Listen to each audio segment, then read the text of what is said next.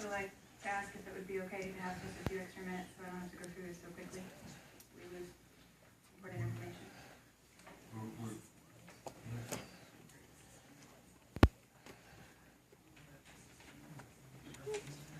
How much time do you need? Just a few minutes, extra minutes.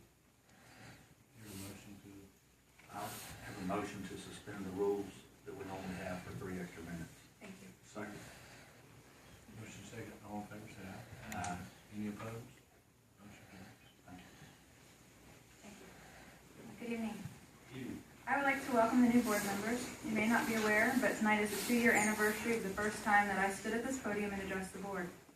In January of 2013, I came along with others, and we addressed the 11 steps that make a no-kill community. While we could not implement all 11 steps on our own, we set about implementing the life-saving steps that we could do.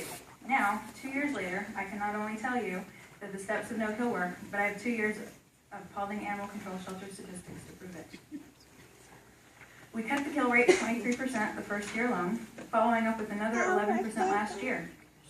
We have Paulding at a record low 20% kill rate. When I first came to you, they were reporting dozens of no-kill communities nationwide. Now they're reporting hundreds.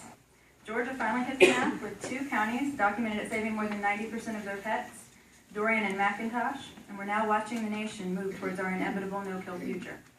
However, there are still changes that need to be made in Paulding for us to sustainably achieve no-kill. As I've provided you a list, you may see some that stand out to you. For example, we urgently need a trap neuter return ordinance. Trap and kill has had a century to prove it doesn't work. And if it did, would we really want to forsake our community cats in exchange for the rats and the snakes that would move in their place? Alley Cat Allies attorney Liz Holtz came and spoke to the county leadership last year, as well as to the community. She wrote a sample ordinance for Paulding and presented it to our county attorney. What became of this? Because currently Paulding Animal Control continues to accept perfectly healthy feral cats and kittens that are killed. 40% of the cats and kittens killed at Paulding Animal Control last year were labeled as feral. Dramatic changes are needed under the step of medical and behavior. I spoke in October regarding the high rate of sickness at Paulding County Animal Control. We have had a long-running upper respiratory infection epidemic amongst the cats. At the end of December, we managed to get down to 3 cats and 2 were sneezing. When I addressed these concerns in October, I was told that I just didn't understand how shelter intake worked, and that because these vaccines were not effective immediately, they were a waste. I was told that because our shelter had 1 ventilation system, our expert, the county vet, had advised that we could not treat the pets.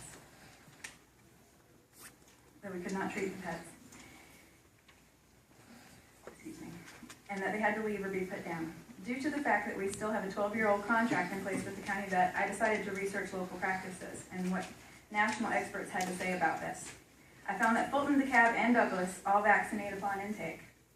In fact, Fulton and DeKalb vaccinate within 2 hours of arrival, or in the case of pets that come in during the night, the first thing when the staff arrives in the morning. Why do they do this? Because national experts have shown it beneficial.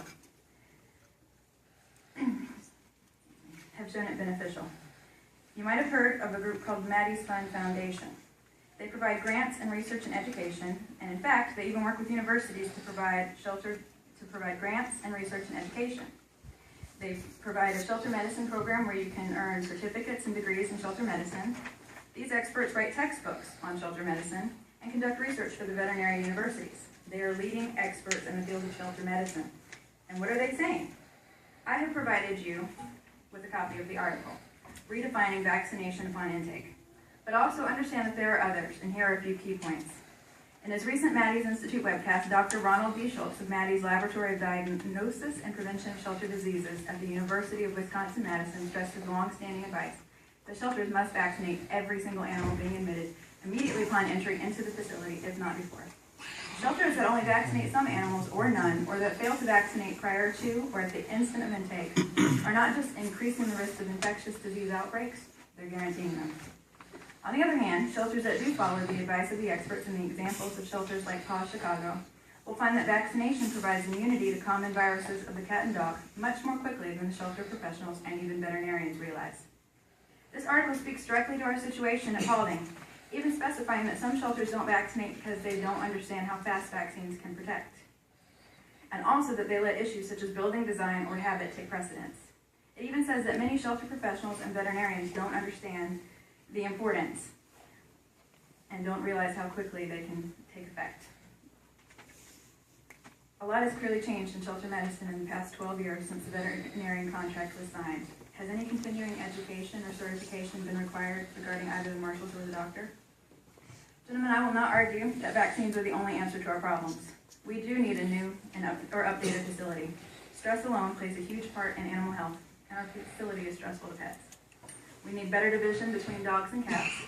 We urgently need a sick bay where sick or injured pets can recover safely. We need a veterinarian and a director who will support these things.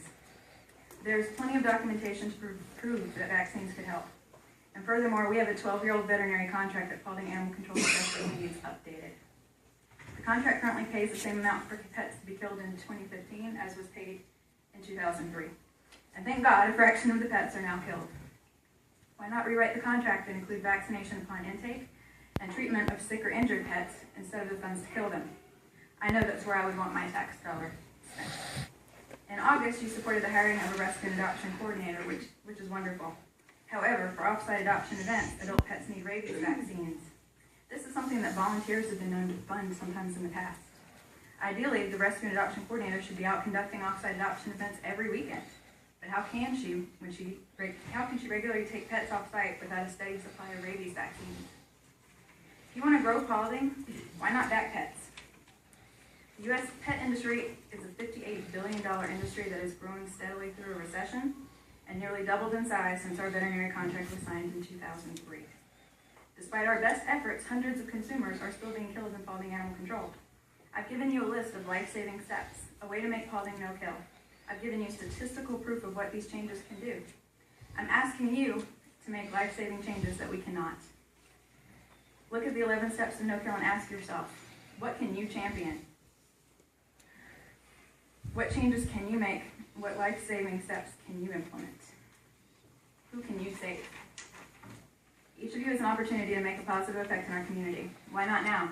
Would you rather wait another 2 years for more community pets to die, or for Paulding to be further behind regarding life-saving efforts? Do you want me to come back